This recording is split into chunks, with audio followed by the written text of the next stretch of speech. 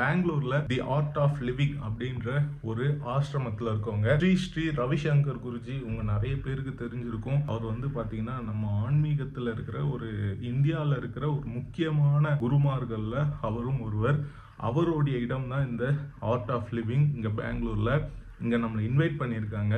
இன்னைக்கு ஒரு நாள் வந்து நம்ம இந்த ஆசிரமத்துல என்னென்னலாம் இருக்கு, என்னென்னலாம் நிகழ்வுகள் இங்க நடக்குது, அது மட்டும் இல்லாம முக்கியமா நம்மளுக்கு இன்வைட் பண்ணதுக்கான காரணம் என்னன்னா, சோமநாதர் குஜராத்ல இருக்கிற சோம்நாத் டெம்பிள், அதாவது 12 ஜோதிர்லிங்கங்களில் ஒன்று. அந்த கோயிலை பத்தியான ஒரு முக்கியமான விஷயத்துக்காக தான் நம்மளை இங்க இன்வைட் பண்ணியிருக்காங்க. இந்த எல்லா விவரங்களும் இந்த காணொலியில் இருக்க போது இந்த காணொலியை முழுமையா பாருங்க. அது மட்டும் இல்லாம குருஜி கிட்டையும் ரவிசங்கர் ஸ்ரீ ரவிசங்கர் குருஜி கிட்டையும் வந்து நம்ம நிறைய கொஸ்டின்ஸ்லாம் கேட்டு நிறைய விஷயங்களை கிளாரிஃபை பண்ணிக்க போகிறோம். இந்த மாதிரி நிறைய இன்ட்ரெஸ்டிங்கான விஷயங்கள் இந்த காணொலியில் இருக்குது. இந்த காணொலியை முழுமையாக பாருங்கள். வாங்க போகலாம். ஃபர்ஸ்ட் ஆஃப் ஆல் இதுதாங்க நம்மளுக்கு அலாட் பண்ண ரூம். 4 பெட்டு இருக்குது. ஆனால் நான் ஒருத்தன் தான் இருக்கேன். கொஞ்சம் கழிச்சு வச்சுருக்கேன்னா கொஞ்சம் அட்ஜஸ்ட் பண்ணிக்கோங்க. ரொம்ப வந்து என்னை வந்து உன்னிப்பாக கவனிக்க வச்ச விஷயம் வந்து பார்த்திங்கன்னா இங்கே இருக்குது. ஃபஸ்ட்டு நான் இதை காமிச்சிடுறேன். இது நம்மளுக்கு வந்து ஒரு ஐடி, இந்த ஸ்டேக்கான ஐடி. இதோ நான் சொன்ன விஷயம், இந்த லாக்குங்க.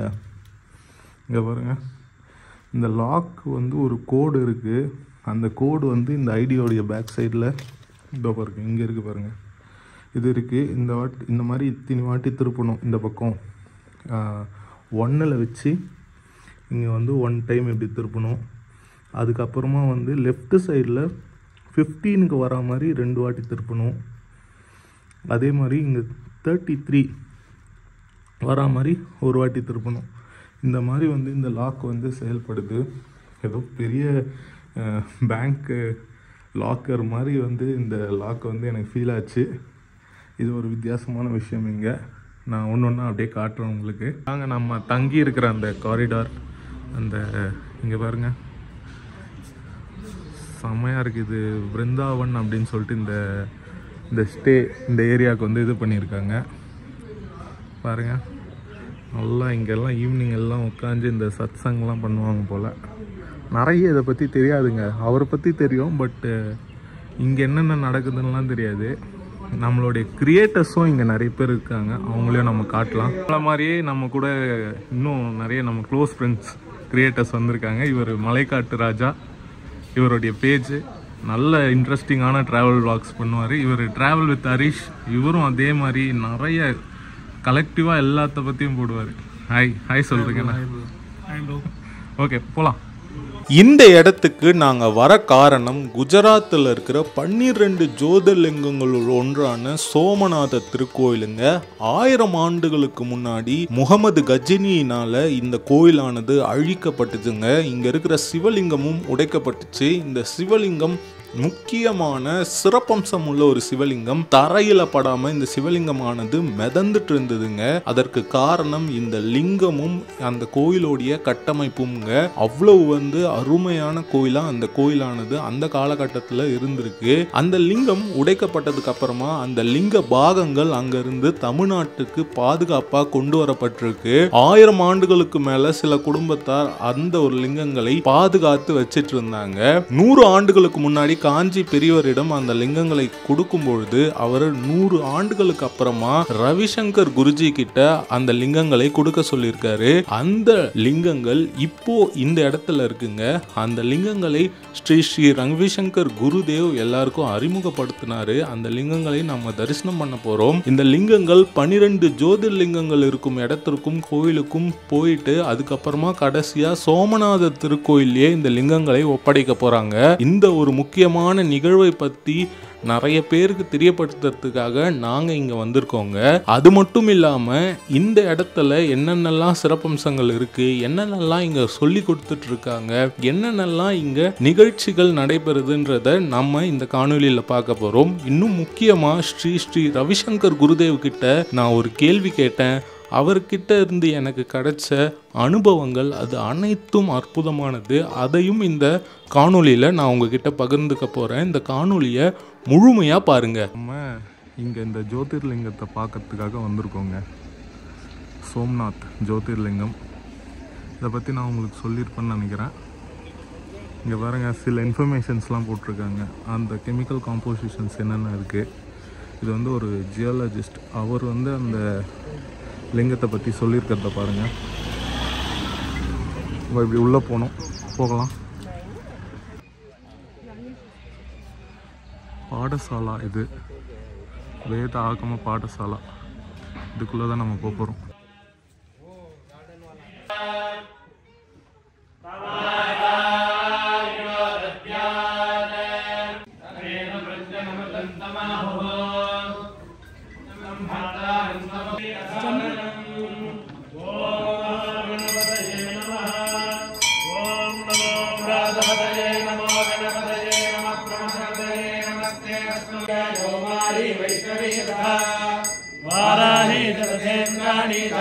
குருகுலத்தில் வேத பாராயணம்லாம் முடிந்ததுக்கு அப்புறமா, பூஜைகள் முடிந்ததுக்கு அப்புறமா குருதேவ் எங்களை வந்து சந்திச்சாரு. அவர்கிட்ட எங்களை பத்தி அறிமுகப்படுத்தினாங்க. அவர் ரொம்பவே சந்தோஷப்பட்டாரு. எங்ககிட்ட பேசணும்னு அவர் ரொம்ப ஆசைப்பட்டுட்டு இருந்தாரு.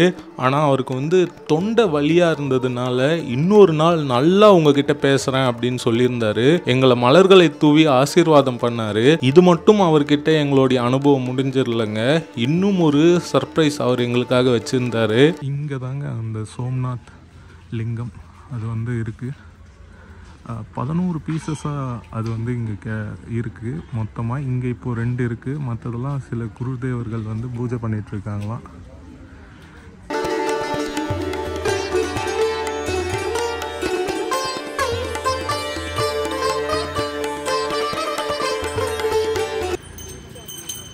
யானை கூட இருக்குங்க.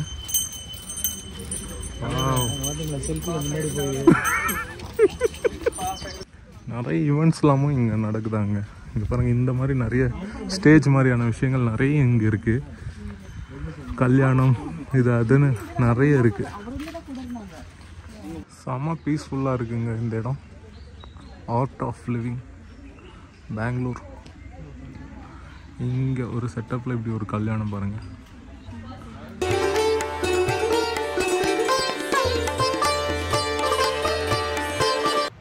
இப்போ பார்த்தீங்கன்னா நம்ம வந்து இங்கே நிறைய விஷயம் மெடிடேஷன் மூலயமா வந்து ஒரு ஸ்டேஜை வந்து அட்டைன் பண்ணுறதுக்காக இங்கே நிறைய வந்து கற்றுக் கொடுத்துட்ருக்காங்க. அதில் குழந்தைகளுக்கு ஒரு விஷயம் வந்து கற்றுக் கொடுத்துட்ருக்காங்க. அது என்னென்னா இன்ட்யூஷன்.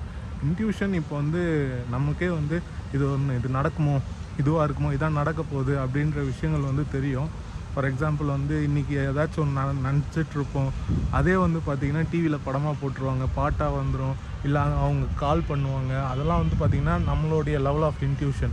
இங்கே இருக்கிற குழந்தைங்க அவங்களுடைய லெவல் ஆஃப் இன்ட்யூஷன் என்னென்னா, கண்ணை மூடிக்கிட்டு நம்ம எது கொடுத்தாலும் அதில் இருக்கிறது படிக்கிறாங்க, அதை பார்க்குறாங்க. அந்த மாதிரி இருந்தது.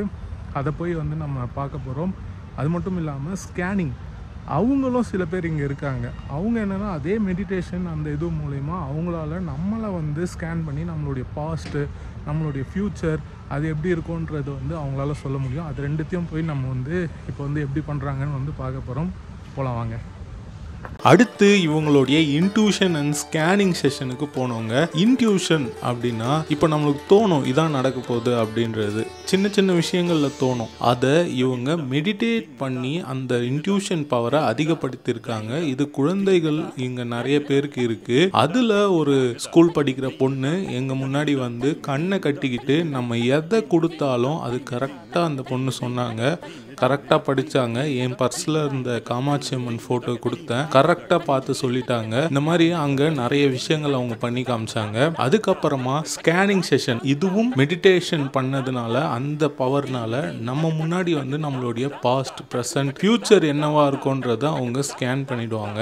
நம்ம அவங்க கிட்ட கேள்வி கேட்கலாம், அவங்களும் நம்மளை பற்றி சொல்லுவாங்க. இந்த 2 செஷனுமே வந்து ரொம்ப என்ன சொல்கிறது, வியக்கத்தக்க விஷயமா இருந்ததுங்க. இந்த இன்ட்யூஷன் வந்து நீங்கள் பார்த்துருப்பீங்க. அந்த ஸ்கேனிங் செஷன் வந்து நம்மளால் வீடியோ எடுக்க முடியும். ஏன்னா நம்மளே இருக்கும்போது அதில் வந்து நம்மளால் வீடியோ எடுக்க முடியல. அது இல்லாமல் அது ஒரு பர்சனலான ஒரு செஷன்றதுனால அதை வந்து நம்ம இது பண்ண முடியல. ஆனால் ரெண்டுமே வேறு லெவல். அதுவும் இந்த இன்ட்யூஷன் இருக்குது பார்த்தீங்களா, வேறு லெவலுங்க.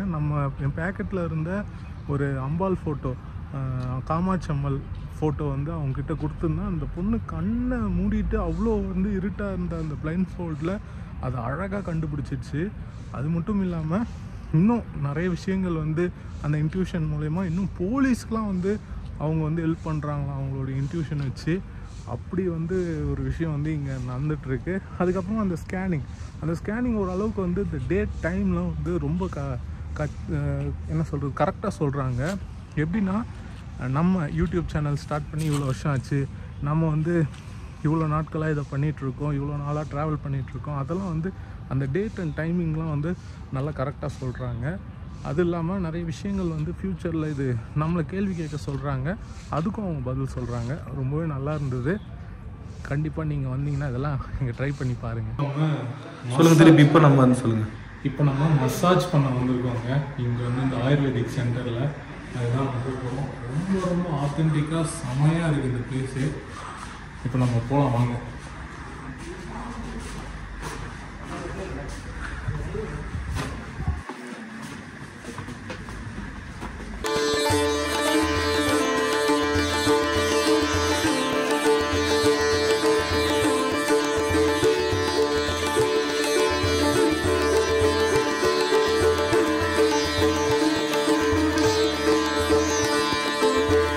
நாங்கள் 2 பேருமே இப்போ வந்து பார்த்திங்கன்னா இங்கே அந்த மசாஜ்ன்ற மாதிரி தான் சொன்னாங்க. பட் அந்த ஆமாம், அந்த டச்சே இல்லை. ரொம்ப டிஃப்ரெண்ட் ஃபீல் எக்ஸ்பீரியன்ஸ் இருந்தது. மொதல் தடவை வர்மாவில் வந்து பார்த்திங்கன்னா நான் இதான் எக்ஸ்பீரியன்ஸ் பண்ணுறேன். எப்படி இருந்ததுன்னா லைக் வந்து அவங்கள நம்ம டச்சே பண்ண மாட்டாங்க, ஒரு மாதிரி ஹீலிங்காக இருந்தது. அப்படியே வந்து லைக் வந்து நம்மளுடைய அந்த ஸ்பைன் வந்து நம்ம அப்படி முறுக்குனா அப்படி இருக்கும். ஸோ அந்த ஸ்பெயினை வந்து அப்படி திருப்பி ரீரிலீஸ் பண்ணுற மாதிரியான ஒரு தெரப்பி. இது ரொம்ப சூப்பராக இருந்தது. டு பி வெரி ஆனஸ்ட் வந்து எக்ஸ்பீரியன்ஸ் பண்ணிவிட்டு நம்ம வந்து இது வந்து ஆஹோன்னு சொல்லாமல் ஸோ என்ன நடந்ததோ அதை தான் நம்ம இந்த இப்போ பதிவு பண்ணியிருக்கேன். ரொம்ப நல்லா இருந்தது. ஸோ அதாவது தூங்குற மாதிரியே இருந்தது, பட் ஆனால் முடிச்சுக்கிட்டு இருக்க மாதிரியே இருந்தது. இல்லை ப்ரோ, நான் தூங்கல ப்ரோ. அப்படியா? கொரட்டை கேட்டுச்சா? பட் ஓகே, நல்லா ரிலாக்ஸாக இருந்தது. எல்லாமே வழக்கமாக மசாஜ்னா வந்து நம்ம எப்படி சொல்கிறது, குத்தி நம்மளை ஒரு மாதிரி முறுக்கி கிறுக்கி தான் பண்ணுவாங்க. பட் இது வந்து ஒரு டிஃப்ரெண்ட் ஃபீல். உங்களுக்கு எப்படி இருந்தது? ரொம்ப நல்லா இருந்தது, ரொம்ப ரிலாக்ஸிங்காக இருந்தது. ஒரு மாதிரி லைட்டாக ஃபீல் பண்ணுறேன். எனக்கு கண்ணெலாம் எரிஞ்சுது ப்ரோ. நான் வந்து பார்த்தீங்கன்னா நைட்டு ஃபுல்லாக எடிட் பண்ணிட்டு இருந்தேன். கண்ணெலாம் எரிஞ்சுது. வந்த உடனே லைக் அது செட்டில் ஆயிடுச்சு. அந்த மாதிரி ஒரு ஆம்பியன்ஸில் இருந்ததுனாலே ரொம்பவே நல்லா இருந்தது, ரிலாக்ஸிங்காக இருந்தது. ஒரு டச் பண்ணி அப்படியே அங்கங்கே ஆசிரமமும் ஒரு டிஃப்ரெண்ட்டாக இருக்குது, வித்தியாசமாக இருக்குல்ல ஆசிரமம். இது ஃபுல்லாக இந்த ஆயுர்வேதிக் சென்டரே அப்படியே ஒரு கேரளா தான் ஆர்கிடெக்சரில் இருக்குது. அதே மாதிரி தான் இருக்குது. ரொம்ப நல்லா இருக்குது. எல்லாமே இருக்குது. எல்லாமே வந்து நீங்களும் வந்து ஏதாவது நீங்கள் யோகாலாம் ஸ்டார்ட் பண்ணுறாங்க, ட்ரை பண்ணலாம். ஸோ இது ஒரு டிஃப்ரெண்ட்டான ஒரு அனுபவம் இருக்குது. சரி, அடுத்தடுத்த இடத்துக்குலாம் நம்ம போய் பார்ப்போம். மதியம் சாப்பிட போகிறோங்க. லஞ்ச் நாங்கள் ஆர்டர் பண்ணியிருக்கோம். எப்படி இருக்குன்னு veg fried rice, jeera rice, veg biryani. எப்படி ப்ரோ இருக்குது? நல்லா இருக்கு. சாப்பிட்டதுக்கு அப்புறமா மீண்டும் ஸ்ரீ ஸ்ரீ ரவிசங்கர் குருதேவை சந்திக்கிற வாய்ப்பு எங்களுக்கு கிடைச்சதுங்க. காவேரின்னு அழைக்கப்படுற இந்த ஒரு பில்டிங்குள்ள தான் நாங்கள் அவரை போய் சந்தித்தோம். இங்கே தான் அவர் முக்கியமான சந்திப்புகளை நடத்து வராங்க. ரொம்பவே அற்புதமான இடமா அந்த இடம் இருந்தது. எங்கள் கூட நிறைய பிரபலங்களும் வந்திருந்தாங்க. நாங்கள் எல்லாரும் ஒன்றா சேர்ந்து அவரை சந்தித்தோம். அவர்னால இப்போவும் வந்து பேச முடியல, இன்னொரு நாள் நல்லா பேசலாம் அப்படின்னு சொன்னார். அவர் கூட போய் புகைப்படம் நிறைய பேர் எடுத்துக்கிட்டாங்க, நானும் போய் எடுத்துக்கிட்டேன். அந்த சமயத்தில் நான் ஒரு கேள்வி அவர்கிட்ட கேட்கலான்னு இருந்தேன். அதை நான் கேட்டேன். நிறைய கேள்விகள் அவர்கிட்ட கேட்கலாம் அப்படின்னு நான் நினச்சி வச்சிருந்தேன். அதில் ஒரே ஒரு கேள்வி மட்டும் நான் அப்போ கேட்டேன். இந்த அத்வைத சித்தாந்தத்தை பின்பற்றுற குரு நீங்கள் ஏன் இன்று காலை வந்து இந்த பூஜையெல்லாம் ஏன் பண்ணீங்க? அதெல்லாம் தேவையா? அதெல்லாம் பண்ணணும்னு அவசியமா அப்படின்னு நான் கேட்டேன். அதற்கு அவர் தேவையில்லை, அவசியம் இல்லை, நான் இவங்களெல்லாம் இன்ஸ்பயர் பண்ணுறதுக்காக நான் பண்ணுறேன் அப்படின்னு அவர் சொன்னாருங்க. ரொம்பவே நல்லா இருந்தது. அத்வைத்தம்னா என்ன, இந்த சித்தாந்தங்கள்லாம் பற்றி நீங்கள் கொஞ்சம் தெரிஞ்சுக்கிட்டாதான் நான் ஏன் இந்த கேள்வி கேட்டேன், அந்த கேள்விக்கு பின்னாடி இருக்கிற பதிலுக்கான காரணம் என்ன, அது எல்லாமே உங்களுக்கு தெரிய வரும். ஸோ கொஞ்சம் அதை பற்றி தேடி படித்து பார்த்தீங்கன்னா உங்களுக்கு புரிய வரும். இல்லைனா ஃப்யூச்சரில் நான் ஒரு காணொளி இதை பற்றியே போடுறேங்க. இதுதாங்க குருதேவோடைய ஆஃபீஸுன்னு சொல்லணும். கவர் பண்ணிட்டு ரொம்ப அருமையாக இருந்தது. இங்கே போயிட்டு நம்ம அவரை மீட் பண்ணோம். பா, வேறு லெவலில் இருக்குங்க.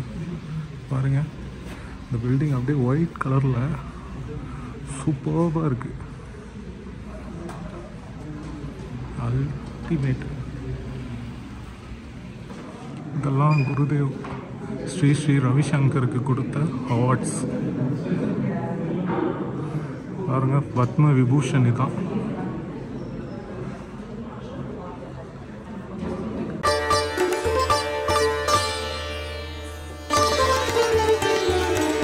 இன்னும் இந்த ஆசிரமத்தில் இருக்கிற கோஷாலாவை நாங்கள் போய் சுற்றி பார்த்தோங்க. நிறைய மாடுகள் இங்கே இருந்தது. எல்லாம் நம்ம நாட்டு மாடுகள் தான்.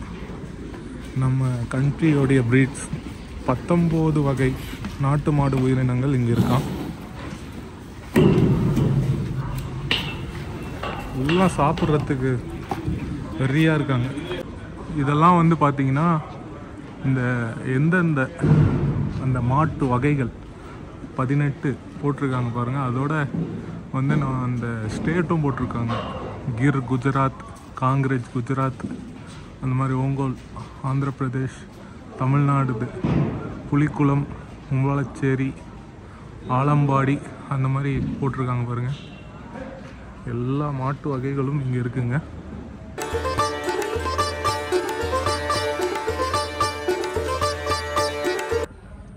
ஃப்ரெண்ட்ஸ், செம்ம பெரிய கோசாலா இது. இங்கே பின்னாடியும் இருக்குது, அது இல்லாமல் இங்கேயும் ஒன்று இருக்குது. அது மட்டும் இல்லாமல் இங்கே வந்து இங்கே ஒரு கெஃபே இருக்குது. இங்கே வந்து மில்க் ப்ராடக்ட்ஸ் வந்து இங்கேருந்து வர பால்லேருந்தே அவங்க வந்து மில்க் ப்ராடக்ட்ஸ், ஸ்வீட்ஸ் எல்லாம் வந்து அவங்க சேல் பண்ணுறாங்க. இங்கே அந்த மில்க்லாம் வந்து ப்ராசஸிங் பண்ணிகிட்ருக்காங்க. ரொம்ப ரொம்ப அருமையான ஒரு இடம் இது. வேறு லெவல். 19 வகை நாட்டு மாடு இங்கே உயிரினங்கள் இங்கே இருக்குங்க. அதன் பிறகு இங்கே இருக்கிற ஒரு சிவன் கோவிலுக்கும் போய் சுவாமி தரிசனம் பண்ணோங்க.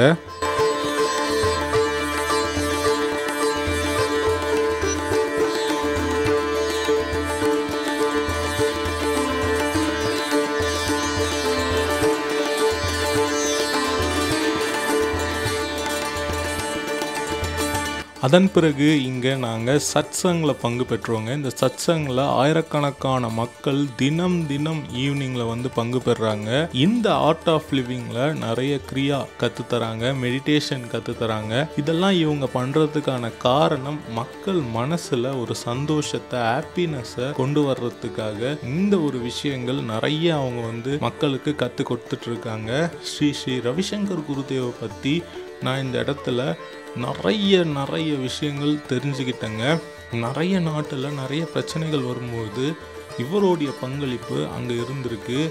எந்த பிரச்சனையாக இருந்தாலும் இலங்கை போரில் கூட அவருடைய பங்களிப்பு இருந்திருக்கு. எங்கேயோ என்னமோ நடக்குது, நம்ம என்ன பண்ணணும்னு இல்லாமல் எல்லா பிரச்சனைகளிலும் இவர் வந்து பங்கு பெறாரு.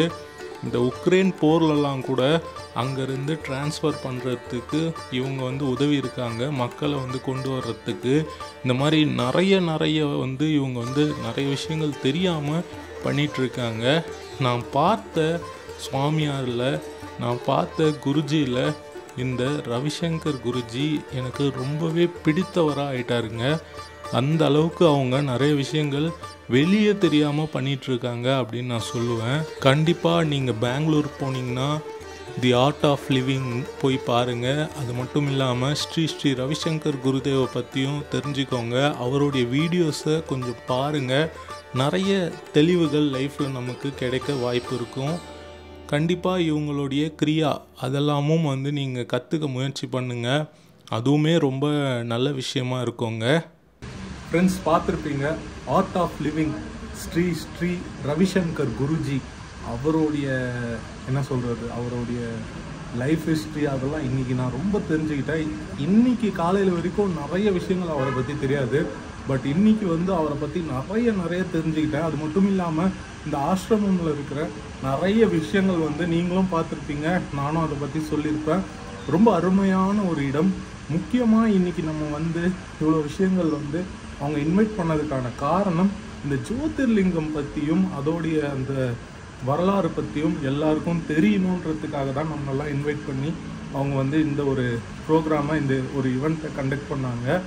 நீங்கள் பார்த்த இந்த சத்சங், அதுக்கப்புறமா மற்ற எல்லா விஷயங்களும் தினம் இங்கே நடக்குங்க. தினம் இங்கே அப்படி தான் இருக்கும். ரொம்ப அருமையான ஒரு நாள். இன்றைக்கி நிறைய வந்து குருதேவ் அவர் ரவிசங்கர் கிட்டயும் பேசுகிற வாய்ப்பு கிடைச்சது. அவர்கிட்ட கொஸ்டின்லாம் கேட்டேன், அதுக்கு அவர் அழகாக பதில் சொன்னார். அவருக்கு தொண்டை வலி இருந்தது, இருந்தும் அவர் வந்து எங்ககிட்டலாம் பேசி கொஞ்சம் இன்ட்ராக்ட் பண்ணார். இன்னொரு நாள் கூப்பிட்ருக்காரு, நீங்கள் பொறுமையாக வாங்க, நம்ம பொறுமையாக பேசலாம் அப்படின்னு சொல்லிட்டு சொன்னார். ரொம்ப சந்தோஷமாக இருந்தது. கண்டிப்பாக இந்த காணொலி உங்களுக்கு பிடிச்சிருக்கும்னு நினைக்கிறேன். இதே மாதிரி இன்னொரு ஒரு நல்ல காணொலியில் நான் உங்களை சந்திக்கிறேன். Bye from Ganesh Raghav friends. Bye.